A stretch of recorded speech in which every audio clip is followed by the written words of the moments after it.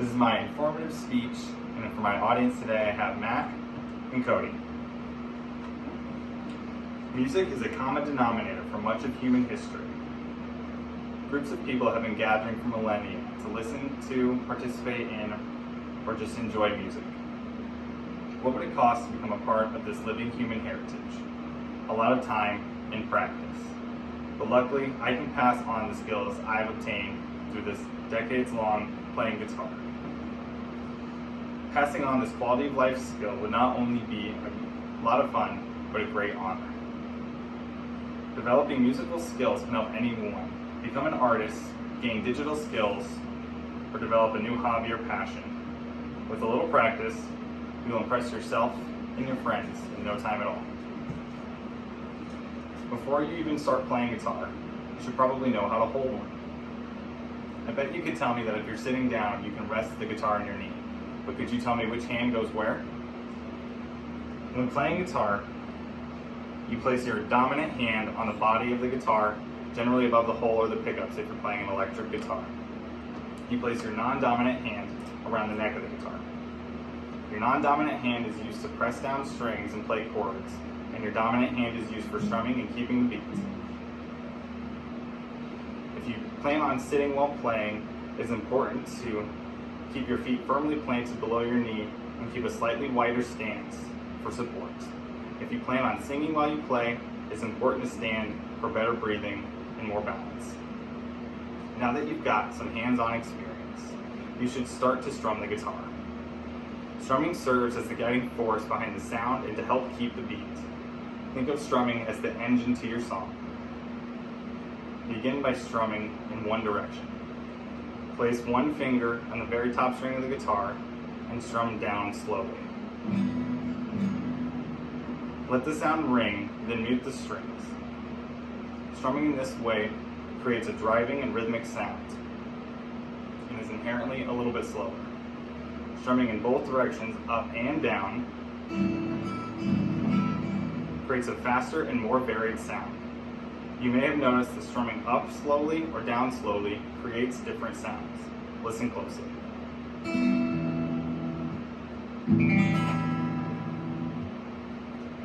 Almost as important as knowing when to strum is knowing not when to strum, also notated as a musical rest. This is when no sound is produced. Using these different variations in strumming and not strumming helps to create a varied technique and a lot of different playing styles for any guitarist. Most people cannot learn and do not know how to read music, but guitarists and musicians around the world have developed numerical systems to help bridge the gap between people who can read music and people who cannot.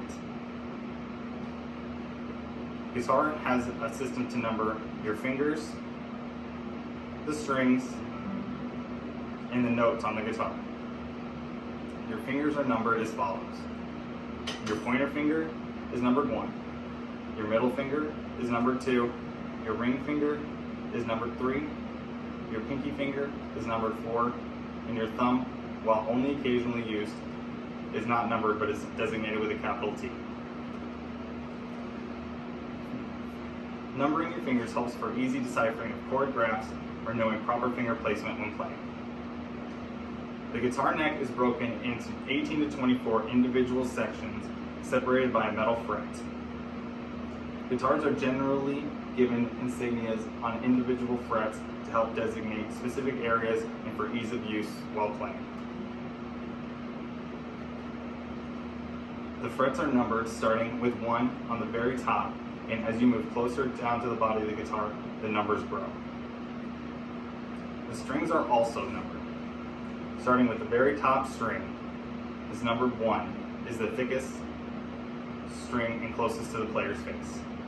The one below it is numbered 2, and so on and so forth, until you reach the final string at the bottom, the 6th string. The thinnest string that plays the highest notes is numbered 6. There are a lot of very basic guitar exercises to help you strengthen your strumming ability, fine-tune your finger placement, and teach your ear tonal differences. One of the very basic exercises I learned when I began was the sliding note exercise. This is played by striking each string individually on the first, second, third, and fourth fret, and moving down each string sequentially. It's played like this.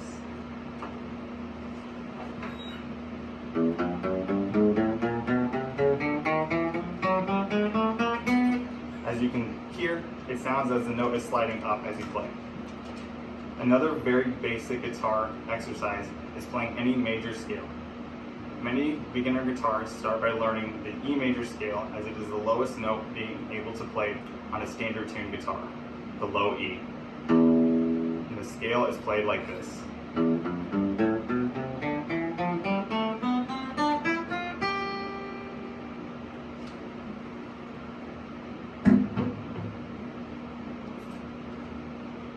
Music is a facet of human existence that allows us to build a deeper connection to ourselves, others, and our past. Learning these musical skills helps you develop dexterity, cross-sensational skills, and an ear for tonal difference.